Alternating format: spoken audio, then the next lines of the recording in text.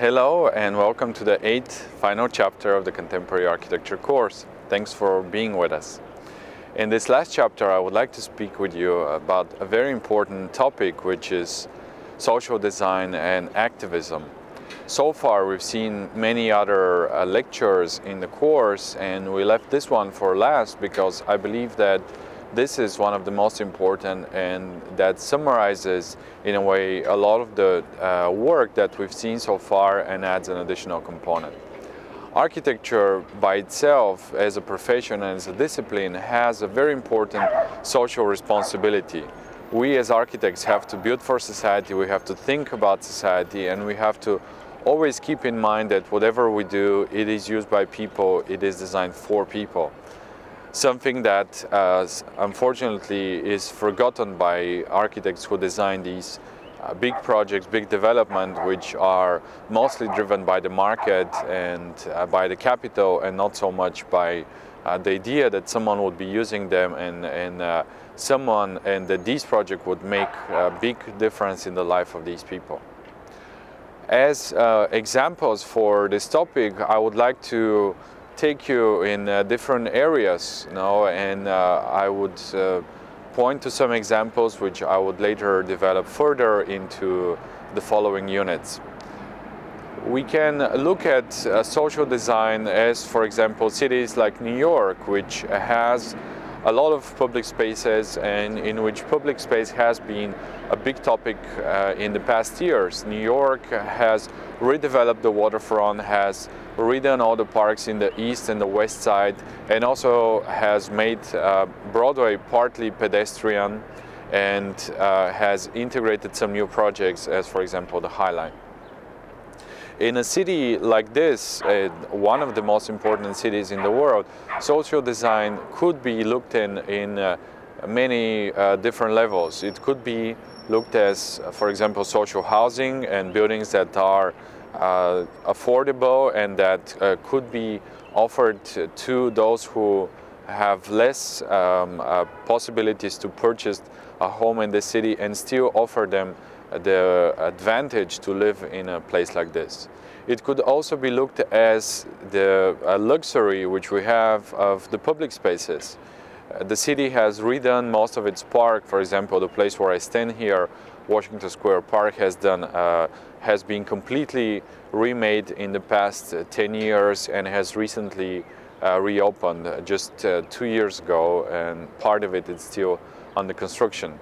Another project that we saw in this course earlier in the context of others, for example, in the context of Gary and Jean Nouvel's buildings on the west side, in a project that we saw in our New York guided tour, is the High Line.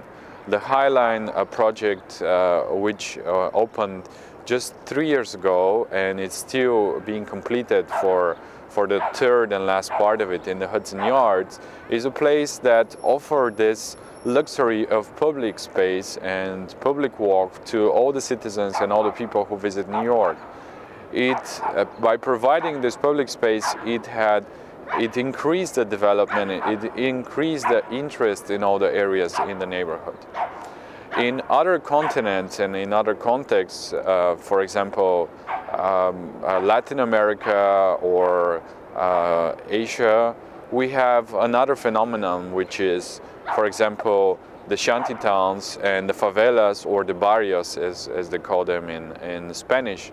This is a completely different context, and it's a completely different approach that the city has taken to redevelop these areas.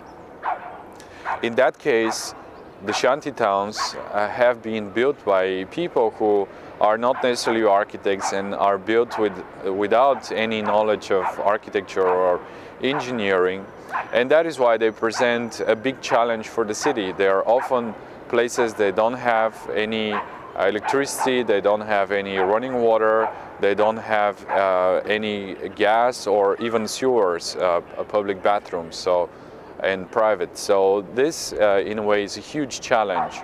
The cities have looked how to improve the life in these shanty towns, and in the 70s there was the idea of completely destroying and rebuilding them by offering affordable housing that is subsidized by the city.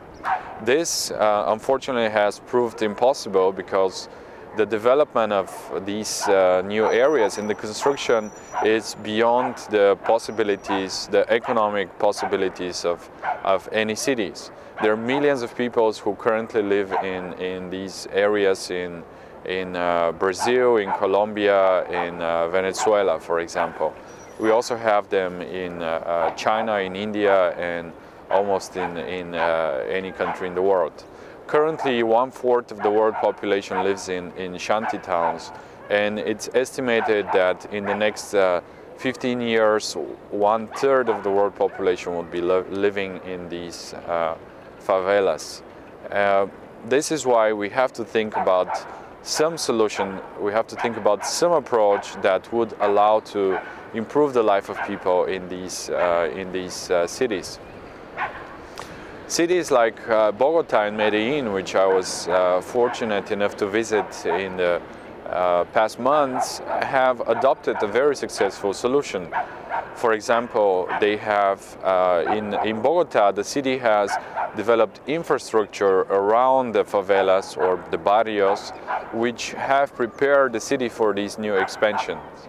The city thought that these barrios are going to grow anyways, so they did something that is preventive urbanism. They built infrastructure, electricity, sewers and waters around the barrios so that when the barrios continue growing, there is already the existing infrastructure, so it's much easier to provide these illegal settlements with these minimum conditions and infrastructure for their life.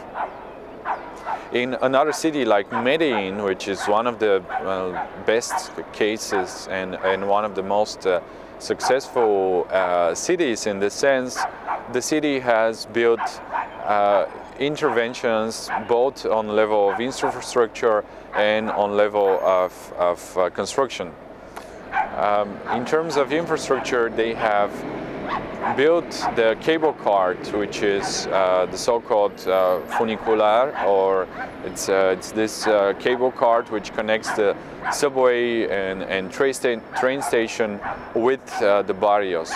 This has increased the accessibility to the barrios and has provided safe access to these neighborhoods, as opposed to earlier when the access to the barrios was controlled by people who wanted people living there to pay them to access their home, and who made it completely impossible to access these areas.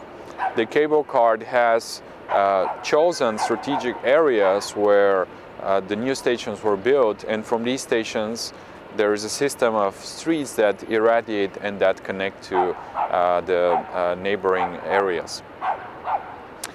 On the other side, the city has purchased the land around this funicular and has built public spaces, parks, swimming pools, gardens and small squares, sports fields, in which all the people from the neighborhood can go and take advantage and enjoy these public spaces and meet with their neighbors and with their community.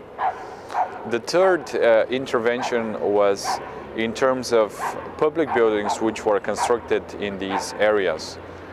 The city has Medellin has built 10 public libraries which were designed after a competition, all of them with the same budget and all of them sponsored by the city and by external foundations and the government. And these interventions of public libraries have proved very successful. We'll see some of them in our next units. These examples are here to give you an idea of the power of architecture and how it can have a direct impact of the life of people. I would like to invite you to think about your work and the buildings that you see around you and the interventions that are done around you, and think whether these have an impact on the people and some kind of improvement in the life of the people that use them.